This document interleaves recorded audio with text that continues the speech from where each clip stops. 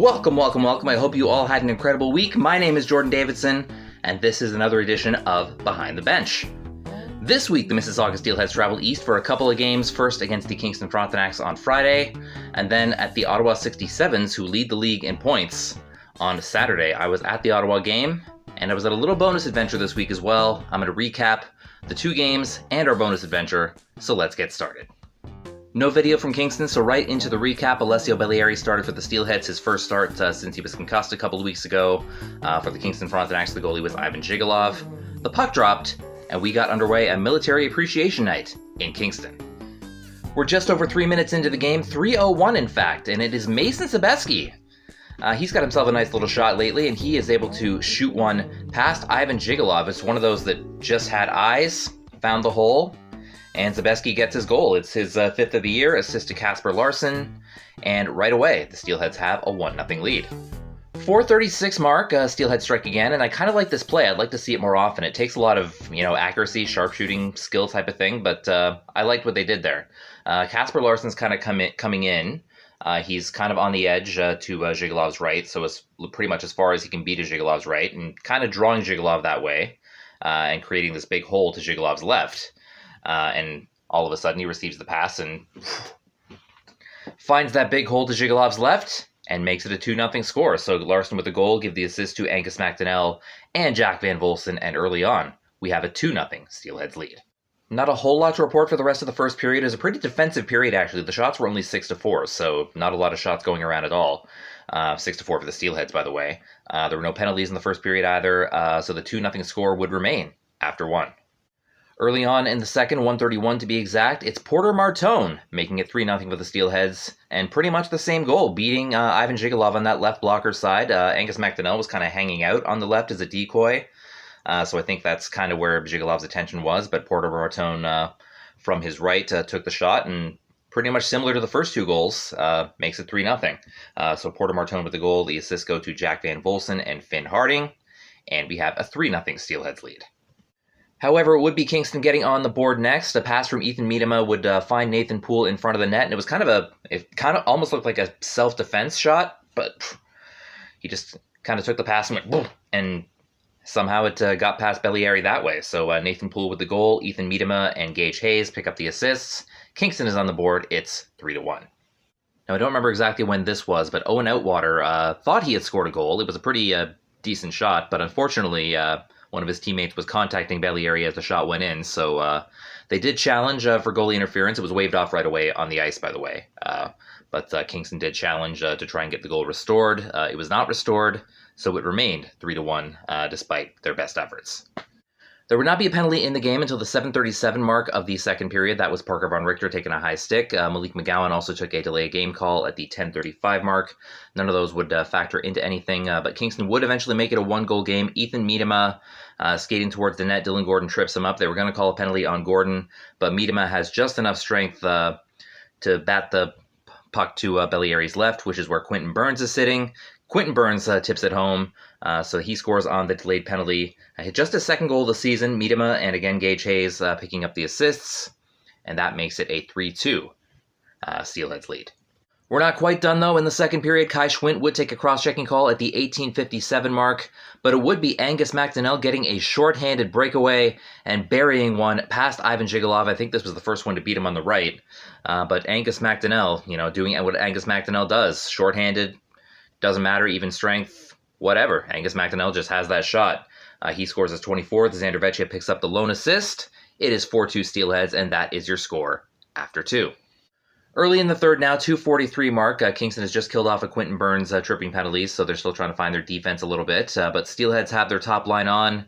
Luke MISA, Xander Vecchia, and James Hardy are in the zone. It's MISA from center, firing from the faceoff dot under the glove of Ivan Zhigalov to make it 5-2 Steelheads. Now, Luke MISA gets the goal. Xander Vecchia credited with the assist originally, but belatedly, this was not announced at the time.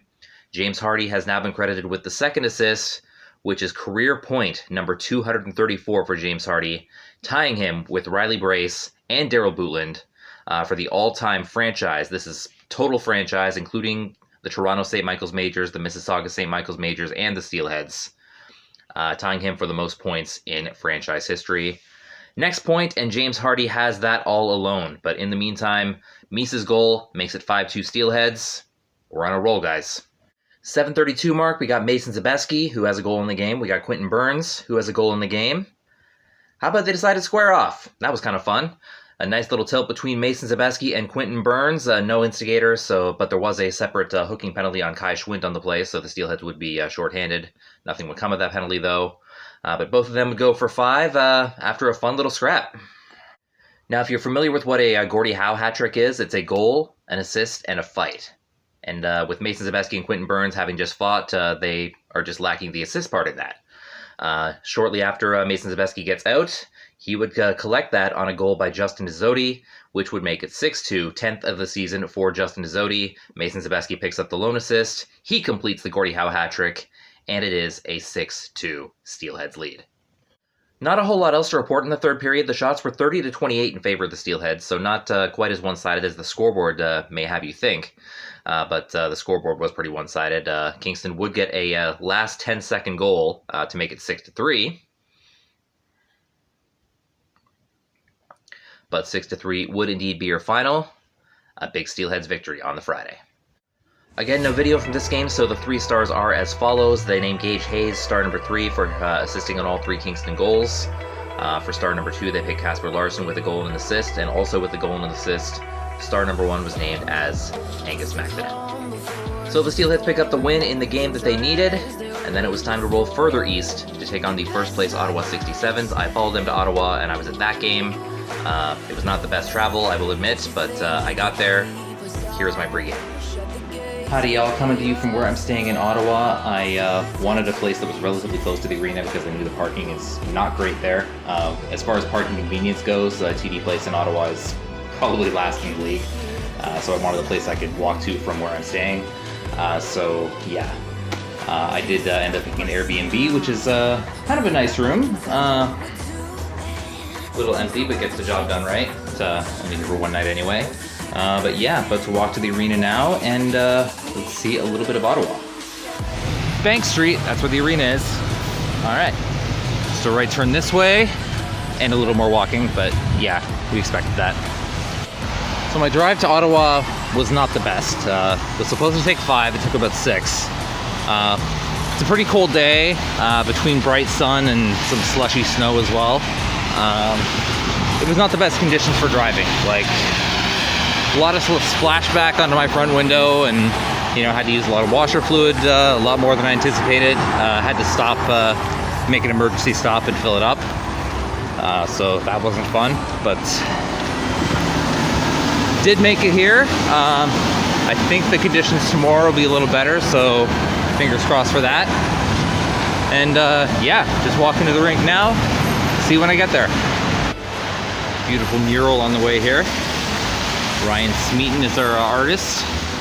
I'll try to Google him and see if he's got a page or something. But very nice. Guys, we're almost here.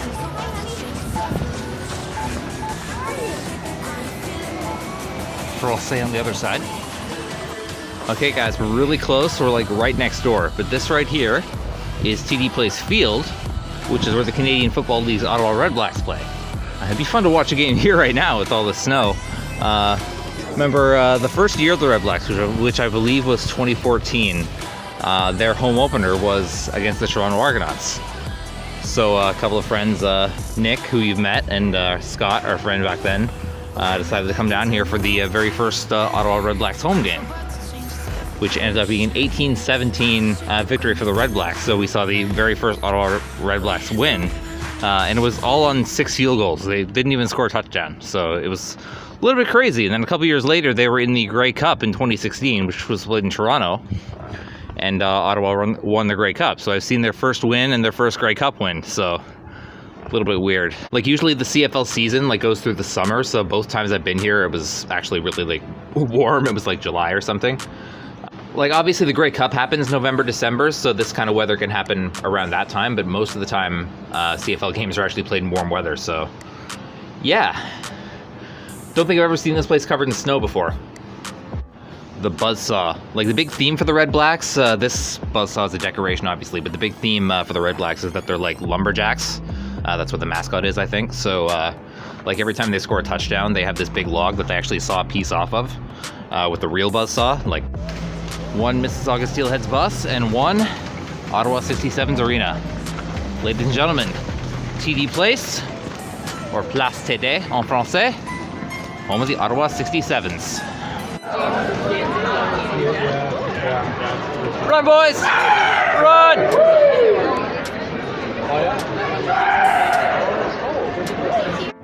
And here we are, the view for tonight. Home of the team with the most points in the OHL this season, looking to steal a few. Let's get it. Allo 67? Littering their own ice. I mean, hope the Steelheads are hearing this right now. Maybe inspire them.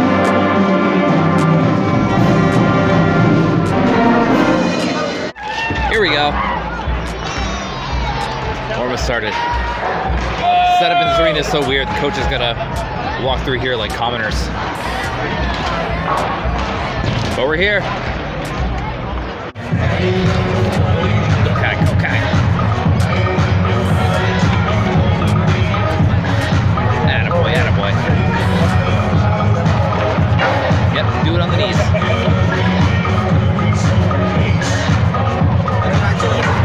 Right, ooh. I think Sebastian got him there. The Ottawa Titans mascot. Yep, there's a little bit of baseball around here too. Blue Jays played their first spring game, by the way, so they're coming soon. Mississauga would start Ryerson leaders in net in Ottawa. The 67s would counter with Max Donoso. The puck dropped in our nation's capital, and we got underway. First period is pretty much what you'd expect from an Ottawa-Mississauga game. Ottawa did lead the shots 11-6 in the first period. There was just the one penalty. Adam Zidlischke took a tripping call at the 12-13 mark. But every shot was stopped. It'd be no score after one. Ottawa gets on the board first early in the second, and it is Logan Morrison burning the Steelheads like he has as a Bulldog so many times. Morrison takes a cross-ice pass from Vincenz Rohr and buries it to make it 1-0 for the Ottawa 67s. So Rohr with the assist and Pavel Minchikov with the second assist. At the 4:15 mark in the second period, it's 1-0 Ottawa. 8:20 mark, and we'd see another scrap. This time it's Kai Schwint and Frankie MARRELLI. The Ottawa 67s going toe-to-toe. Not sure exactly what started it, but I think they were getting under the skin quite a bit. And Kai Schwint took the bait. There was no instigators on this one either, just the 5-minute fighting penalties. They'd go to the box for a bit and cool off. 13:10 mark of the second period, the Ottawa 67s are on a power play after Charlie Callahan takes a questionable high-sticking call, which he did not agree with one bit. And it is Pavel Minchikov with a point shot. You remember there were two OHLers drafted in the first round in 2022. One was Shane Wright. The other was Pavel Minchikov, who was playing for the Saginaw Spirit at the time. Traded at the deadline to the Ottawa 67s, and he rifles this point shot past Ryerson leaders, give the assist to Jack Beck and Vincenz Rohr, and you can make it 2-0 for the 67s on the power play. Now, there was a moment in the second period, I think it was still 2-0 at the time. Adam Zidlischke brings the puck in and then passes to Mason Zabeski, who's trailing on the other wing. Zabeski snipes it in and scores what I thought was the first goal I ever saw by a Steelhead in TD Place Arena. Because the first time I was at TD Place Arena was a 2-0 Steelheads loss. That was during the pandemic season when Ottawa was supposed to be good again, and then nothing ended up happening because the pandemic banged the season. But, Zabeski puts it in. I'm just about to type in the group chat. I've typed the message. This is the first goal I've seen in TD Place Arena, yada, yada, yada. And then they decide, we want to review the offside. And they do review the offside, and on the replay, it does look like Zidlischke's feet were in the zone before the puck was. So they had to call the offside, wave the goal off. It was still 2-0. To make matters worse for the Steelheads, Ottawa would make it 3-0 by the end of the period. An original shot by Frankie Marrelli. The rebound was tipped in by Luca Pinelli, who is draft eligible this year. He played in the Prospects game. So Luca Pinelli picks up goal number 24. Frankie Marrelli and Jack Beck with the assists. And at the end of 2, it is a 3-0 Ottawa score. As you saw last week, I've seen a game in all 20 OHL arenas. but I've only seen the Steelheads goal in 19. Yep, the last time I was here, it was a 2-0 loss for the Steelheads. It was during the pandemic season when the Ottawa 67s were supposed to win it all again. So they're back being good and leading us 3-0 after 2. So hopefully I see that goal today. Not much to report in the third period. It'd pretty much just be the Steelheads trying to get back into the game, but Ottawa would make that harder at the 10-16 mark as they scored their fourth goal from none other than Frankie MARRELLI scoring on a wraparound. Just like Mason Zabeski the night before, completes the Gordie Howe hat trick with this goal. MARRELLI, just his third of the season, give the assist to Brad Gardner and Jack Dever, and that makes it 4-0 for the 67s. So at this point, I pretty much knew the Steelheads were probably not going to beat Ottawa, but at this point, I'm just wondering if we're going to score a goal, or am I going to get shut out in this arena for the second straight game? Fortunately, Porter Martone is able to break the shutout finally at the 11-17 mark of the third period, give the assist to Angus MacDonell and Dylan Gordon, an unofficial assist to the post, because MacDonell's original shot caromed off the post right to Porter Martone. But yeah, that does get the Steelheads on the board. It is 4-1. Unfortunately, 4-1 would be your final score. We played as tough as we could, but the Steelheads could not get the 2 points against Ottawa. Ottawa extends their league-leading point total to now 86 at the time. It became 87 the next day with their overtime loss in Oshawa. But anyway, here are the 3 stars and my post-game in Ottawa. A little fun. Enjoy that 5-hour bus ride.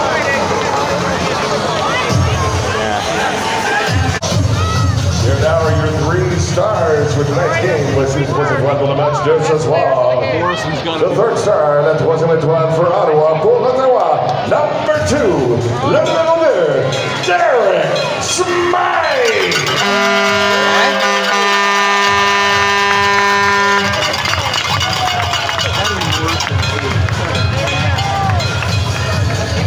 Second star, that deuxième étoile for Ottawa, pour Ottawa. Number 4, le numéro 4, Pavel Minchika.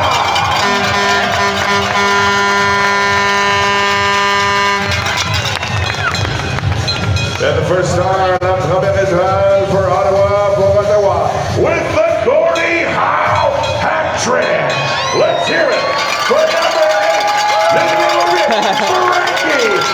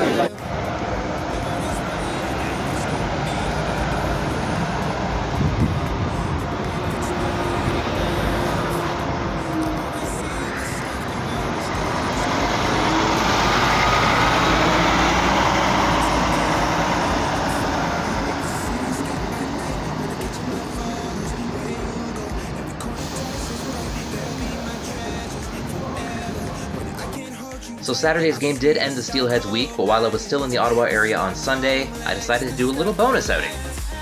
Morning y'all, it's Sunday morning now, just about to leave the place I'm staying in, but before I leave Ottawa, or the Ottawa area anyway, I got a little surprise, doing something a little extra today. So not only is Ottawa the capital of Canada, it is also very near to the provincial border of Quebec, and as it turns out, there is a Quebec League team just a few minutes away called the Gatineau Olympique. I'm going to take you to one of their games. Ottawa and Gatineau are actually the only 2 teams in the entire CHL that play interleague regular season games. I believe they just had a home-and-home a couple of weeks ago just because they're so close to each other. As it turns out, during the first round of the playoffs, Ottawa has the arena booked for like this big curling thing. So Ottawa's actually going to play the first round of their playoffs in Gatineau. So, yeah. Nice and convenient to have him there, so it's going to be a busy arena that round because I believe Gatineau is going to be a top-seeded team as well. Yeah, I'm going to cross into Quebec and show you this new place. And there it is, Centre Slush Puppy, or the Slush Puppy Center, home of the Gatineau Olympique of the Quebec Major Junior Hockey League. They played in a different arena the first time I went to a Gatineau game, like an old arena, the Robert Guertin Center.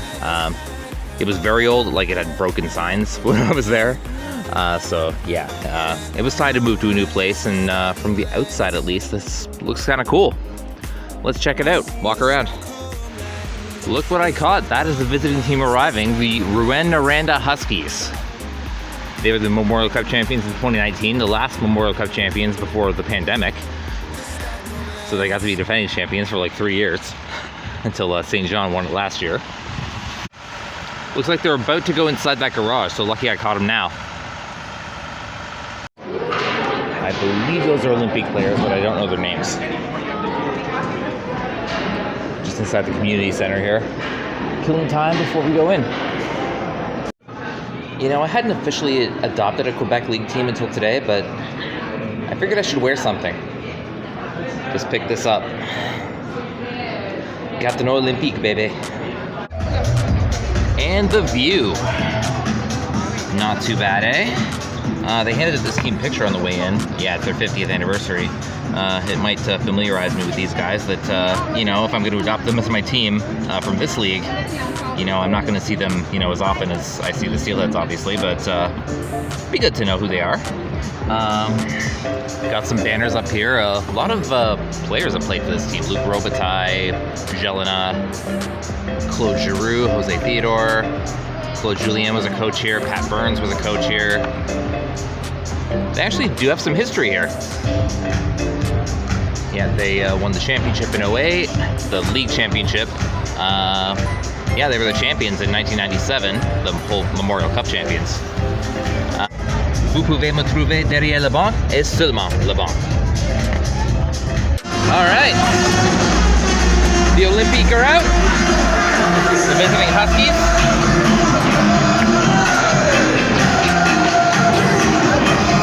Let's get my first Olympique win. Allez, Monsieur Goalie. Woo! Now that's a cool down. I could go for one of those. You can see what he's wearing under. Wow. Nadeau there, number 12. Looks like he's the captain. He's wearing the C. I didn't see anyone wearing a C in the picture. Yeah, there's Nadeau in the picture. He's wearing an A. But, yeah, I wonder if it's a similar situation with Hardy and Callahan where they're kind of sharing it. Mesdames et messieurs, applaudissez chaleureusement Philippe Aumont! Canadian baseball player, Philippe Aumont.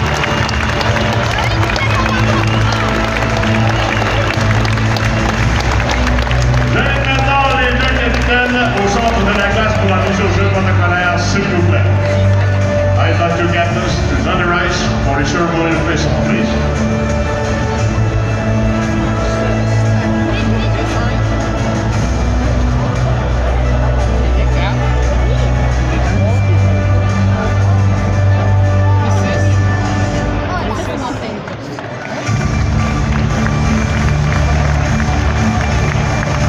Et bonne chance à notre équipe à la classique mondiale de baseball 2023 en mars prochain.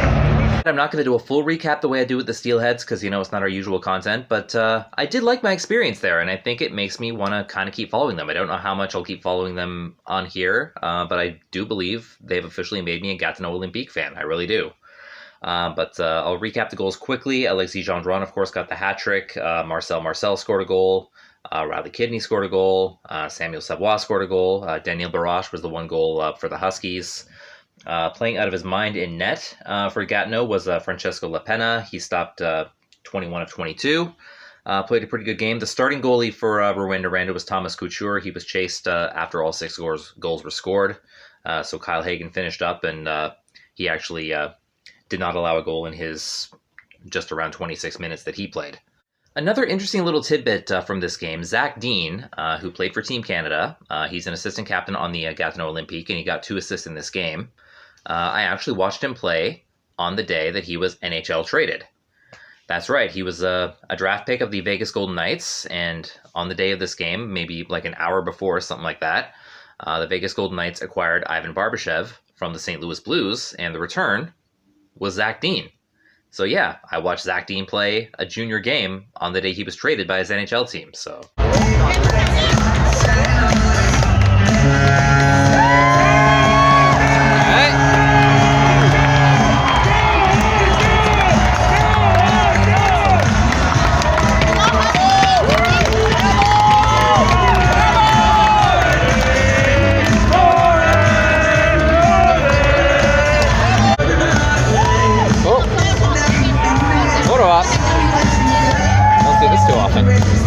There we go.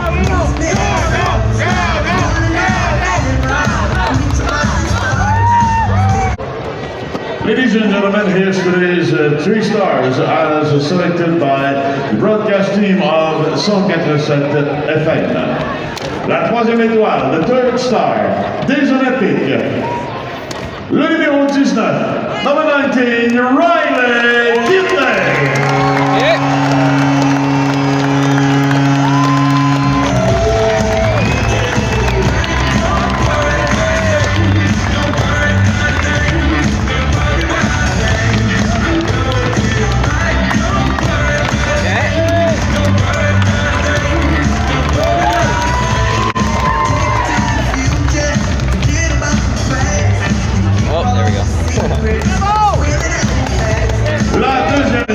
The second star, des Olympiques, le numéro 8, number 8, Tristan Ludo.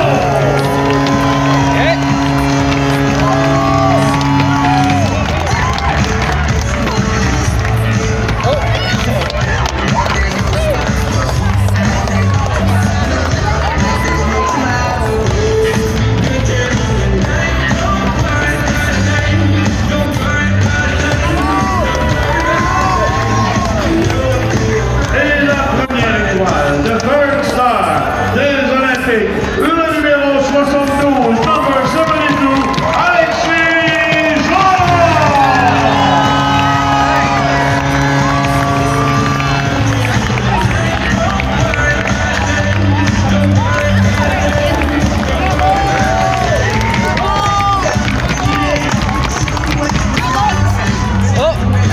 Oh, nice.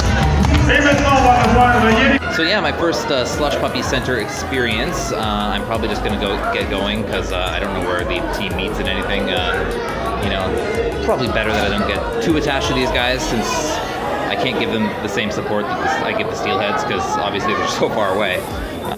I may start keeping an eye on them from afar though to see how they're doing throughout their season. But obviously, you know, I can't be at every game. But you know, we'll see what happens. You know, maybe they're still in the playoffs when the Steelheads are out, that kind of thing. And maybe I can make a special trip then. But until then, that was fun. Anyway, I'm gonna concentrate on trying to get home before midnight. We will see you much closer to home next week.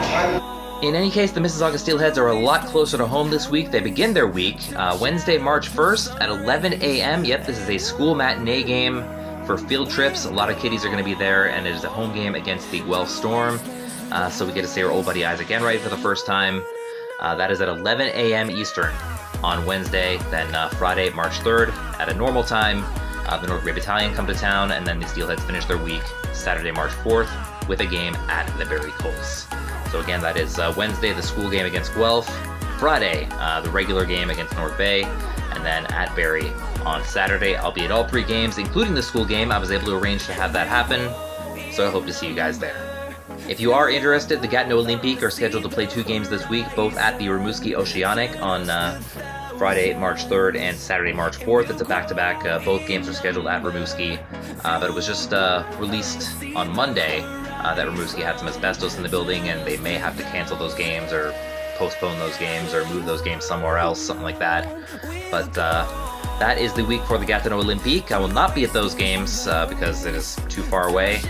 But I'll be keeping my eye on them. Once again, I end by asking the OHL and CHL please allow the fair use of your professional and amateur footage, help the small media, so they can help you. Until next time, vous pouvez me trouver derrière la banque et seulement la banque. This is Jordan signing off. Have a good one, guys. Au revoir.